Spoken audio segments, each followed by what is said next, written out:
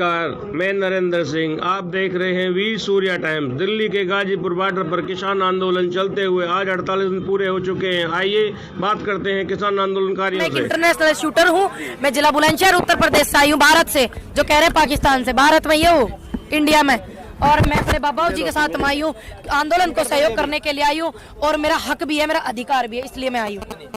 अब एक बात बताओ, मैंने कहा नहीं कि खालिस्तानी और पाकिस्तानी में पकड़े ना गए। अब मुझे ही बताने लग रहे देशद्रोही है, यो खालिस्तानी है पाकिस्तानी है। मैं तो भैया उत्तर प्रदेश बुलंदशहर से हूँ। ये मेरे बाबा बागपत से, ये मेरी बहन ये गाजियाबाद से।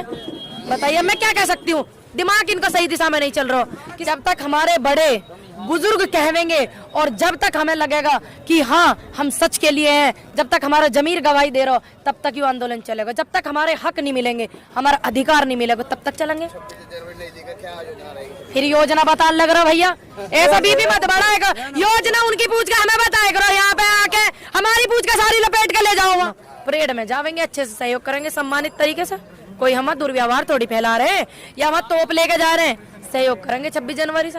अगर वो दिल्ली जो है किसानन की नहीं है, सिर्फ अडानी जी दिल्ली है, अंबानी जी दिल्ली है, या वो दिल्ली भारत की नहीं है, वो दिल्ली दिल हमारे हिंदुस्तान का नहीं है, तो हम नहीं जाने के क्या कारण है? क्यों रोकेगी?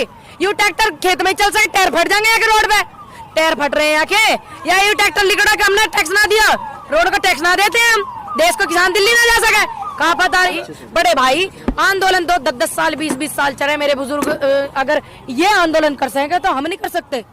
ये बुजुर्ग हमें हिम्मत दे सके, ताकत दे सके। मेरी बहन मेरा सहयोग करने आई है, इस आंदोलन का सहयोग करने आई है, तो ये अगर हमारे साथ हो सकती है तो क्या हम आंदोलन नहीं कर सकते? हम तो जवान है, युवा है। कहाँ पता की यू चीज दिखनी चाहिए ना इन्हें। देश का कितना दुर्दशा इन्होंने खराब करी हुई है। अब तो सुप्रीम कोर्ट ने भी इनके थप्पड़ लगा के भेज दियो।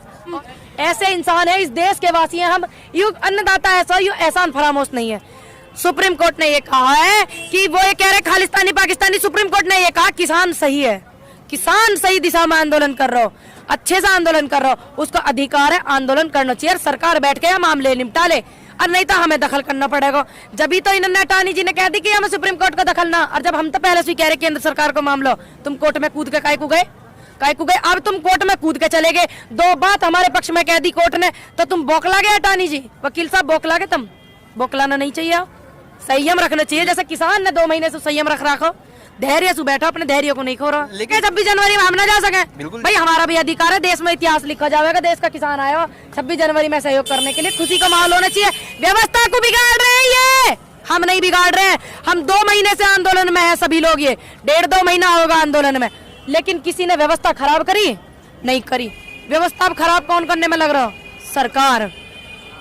क्या जरूरत है करने की? खराब करने की क्या जरूरत है? सवाल क्यों उठवा रहे हो? ऐसा क्या मुद्दा फंस रहा है जो किसान को दिल्ली आने से रोक रहे हो? ये दिल्ली हिंदुस्तान की नहीं है, हिंदुस्तान का दिल है ये दिल्ली।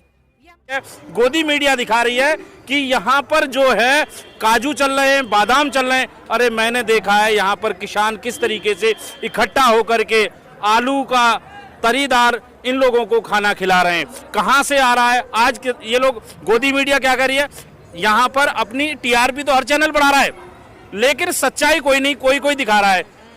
और मैं इनसे ये कहूँगा, इस भारत देश को आज़ाद हुए लगभग 75 साल हो गए, लेकिन आज भी बात रखने के लिए इन जो सच्चाई से अपनी बात रखता है, इनको गलत तरीके से फंसा दिया जाता है।